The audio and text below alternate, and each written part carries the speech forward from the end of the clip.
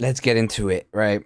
Let's talk about lore, right? Let's talk about the Zelda lore, right? Let's talk about that Zelda lore nobody talks about, right? You know, it's got spare tracks and Phantom Hourglass here for a reason. we got more we got more lore from the theorizer himself, okay? We got more lore from theorizer himself. More more mind breaking lore, you know, more interesting stuff that we won't all talk about, you know, because it's it's very interesting. All right, and with that being said, you know, I'm very excited with this man, this psychopath, this crazy person is gonna take his lore. He always takes it somewhere crazy with where, I mean, last time with with the video I made on what's that movie called the Lorax, you know, the one that got me demonetized for some reason. Not for some reason, but it got demonetized. So let's hope this one doesn't get demonetized. That'd be very swell. So you never played Pokemon, but you played Zelda? I didn't know it was Zelda. I didn't know. All right, I had a SNES, right? I had an SNES, and I had a game on it that for many years, I never knew what I was playing, but it turned out to be Zelda: A Link to the Past, and that's where it started. All right, and then only other Zeldas I played are like two different other ones that I don't remember. Not Ocarina of Time though. When he was two, not gonna lie. No, I was like 7. I was like 7 when I played Zelda. But anyways, tell this to YouTube. What do you mean tell this to YouTube? What do you mean? I am telling it to YouTube. I'm recording. What do you mean, chat? anyways. Any people that played Zelda and people that have not played Zelda, welcome in to the video. Your Zelda history. I am not Zelda history. I didn't even know I was playing Zelda. All right, I just was playing a game. I was playing a game with a really good soundtrack. Okay, I like the 8-bit soundtracks. If you could hear my background soundtrack right now, it's an 8-bit song. I just love them. I don't know why they feel nostalgic. You know,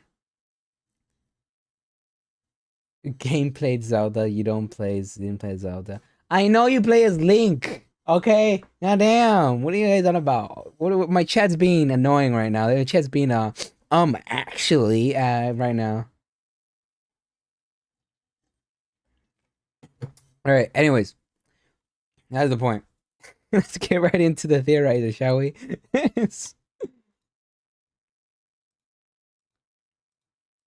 Phantom Hourglass and Spirit Tracks. There's a whole story here waiting to be told. A Wind Waker sequel starring Link, the pirates, and even Linebeck, but Spirit Tracks takes place 100 years after it's supposed to. What happened in the story gap? Where is the lore? Well, I think I found it.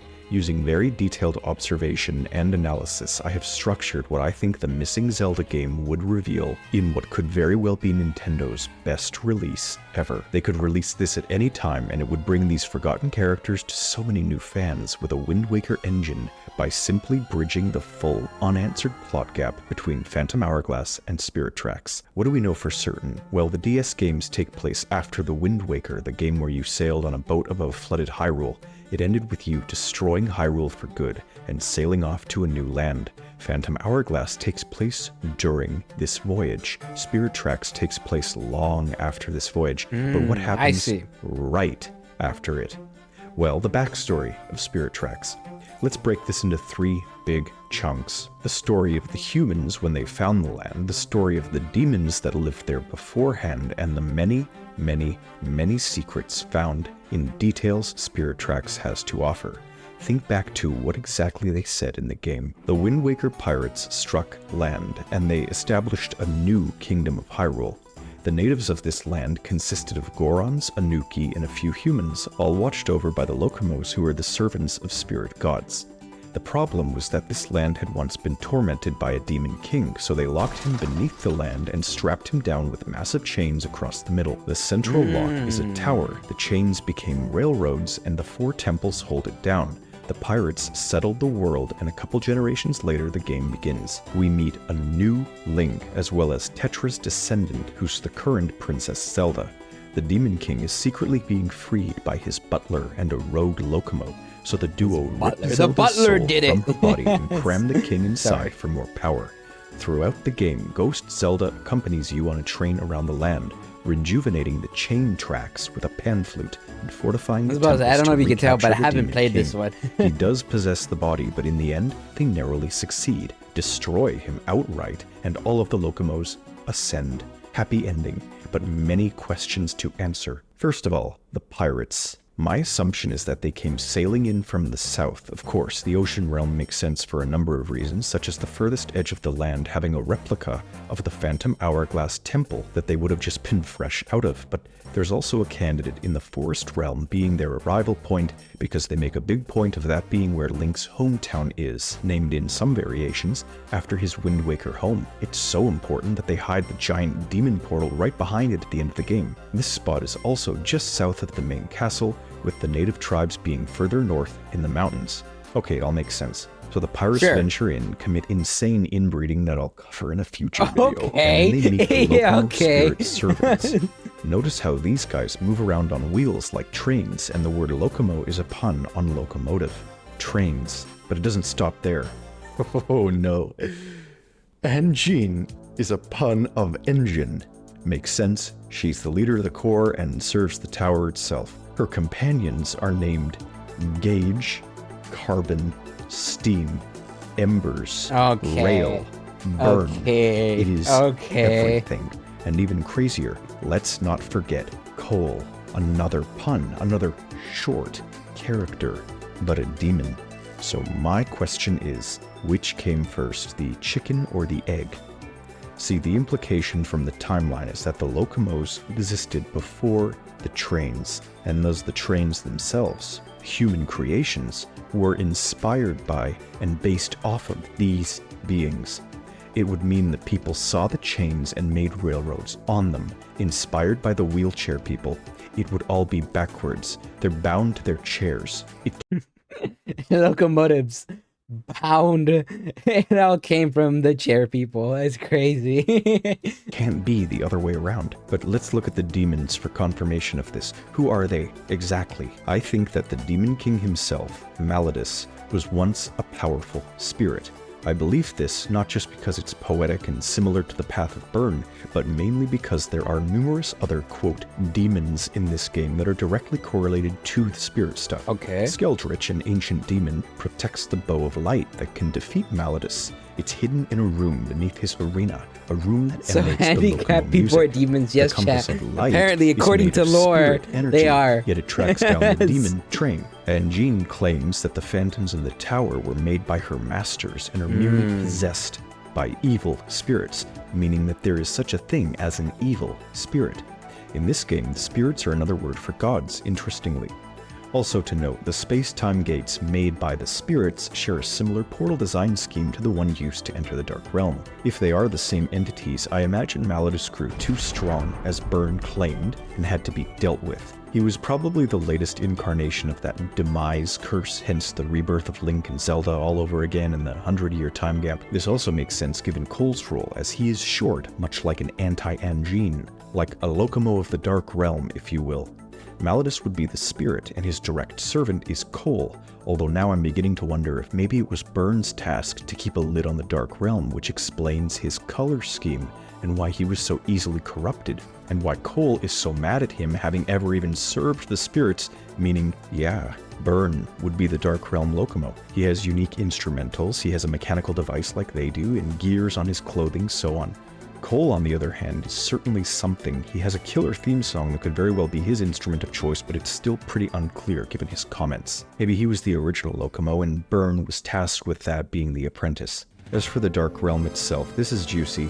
It seems to be a warped, alternate plane of the same physical location that the portal takes us to, which is to say just south of Link's hometown. It seems to be a lesser realm, more a black hole emitting toxic dimensionality, if that makes sense. So my theory would be that Byrne got in contact with the disgraced Locomo Cole, and freed him from his smaller subterranean prison. If I could guess where this was, I'd say probably the giant chasm that serves no purpose in the final game. Like, when they say under the ground, they literally mean under the ground, like in the abyss beneath the tower where Malladus is. Once Cole is freed, Byrne uses the tower's power to create the Compass of Light to track down the demon train, which is where our paradox comes full circle. At first I thought, hey, is this supposed to be Cole's wheelchair on steroids? But no, it seems to almost be Malladus himself. He is limited to this form because he's still chained down and can only take control remotely through his chains. But the key question, is he making a mockery of the trains that they put on his chains, or is this the original form that he used to traverse his locked land? That's kind of funny when it's just like, your form is a train, man. It's crazy. Still unclear. Malladus certainly corrupts other human engines and makes them his own, but I genuinely think that all of these entities came first. There's just too much absurdity to assume that they all changed their names into puns. So once these two get the compass, they find the demon train, and over 100 years, Byrne snaps railways off the land while Cole infiltrates the royal family to get close to the vessel of Zelda that they so desire. This leads to the events of the game. Everything happens, and when they destroy the demon train and strike the core of Malladus with the spirit's power, the entire corrupted landscape ceases to corrupt and collapses back down into the boring little island it truly was. So that's a rough little timeline on the spirits and demons with some theories sprinkled in. This would theoretically be the spiritual side of the game, but the human side is also of great interest, and I have some very important points to make on this today. As you progress through Spirit Tracks, you start to receive Force Gems from helping people. When you complete a mission for a side character who's particularly grateful, their gratitude crystallizes due to the nature of spirits and emotion in the world of the game. See, the Demon King could break the chains, but the spirits can rejuvenate them here and there whenever someone overflows with spirit to the point where their emotion becomes physical. To put it simply, when you help someone, their happiness turns into a Force Gem before your very eyes, and a bunch of train tracks reappear somewhere in the world. What interests me, though, is whose gratitude rejuvenates which tracks. My understanding is that we'd get to see these stations being built in a theoretical prequel game. So here's a little rundown. I say little, but I'm going to go through every single Force Gem. So brace yourself, because I'm about to lose my mind. I'm recording this late at night. Carbon gives you access to a space-time gate in the southeast corner of the Forest Realm, which teleports you to the Snow Realm. This makes some sense, a little random, but it's fairly close gate off the edge of the ocean that connects up to another locomotive. Next, a woman in Papichia Village is so grateful for you bringing her a new husband from Whittleton that her gratitude I'm trying to process this. I'm trying. Her religion is the rabbit man's wife has gratitude for being brought to him, and nearby tracks crystallize. The little boy who wants to visit the skies crystallizes the shortcut of near the pond near the castle. Maybe he visited there on vacation. The Anuki, who need fresh water for his ice, grants a shortcut to the new location you end up taking. Shortcut, you say? The Goron, who needs access to his home, gives you a path to the nearby desert. A fish Nearby buyer grants desert. you a shortcut back to the fish seller. The chicken buyer gives you tracks through a nearby cave. The woodcutters give you the path to the north. But then things start to get interesting. And how so? When you get a fence built for the Anuki, they give you an access to a secret train station up behind the Snow Temple where you can do some fun mini games based directly on the Snow Temple's puzzles, like slippery ice, boomerang, cold fire nonsense, ultimately rewarding you with a priceless treasure. So who built this place? There's many stations like this around, and Zelda once asks who built them.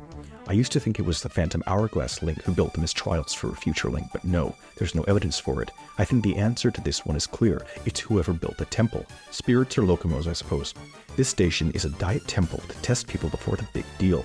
At worst, it's just the Anuki trying to recreate the temple, but there's more like this. The Snow Realm's Locomo, Steam, wants a nice big vase, so when you get it from the crazy fortune lady at Papichia, he grants you access to the Slippery Station, a secret minigame based entirely around ice sliding trials. The signs have a tone that is much more jovial and athletic, implying it very well have been created by the Anuki and not the Locomo. It's strange, then, that Steam's gratitude opens it up, suggesting he's responsible, but he moves on wheels, not skates. You are granted another priceless treasure, though, which helps create the Golden Spirit Train that gives you more life, so it's likely that this place was made by the spirits to prepare you for the other preparation, but was augmented by the Anuki as a fun game because they are the natives of the land.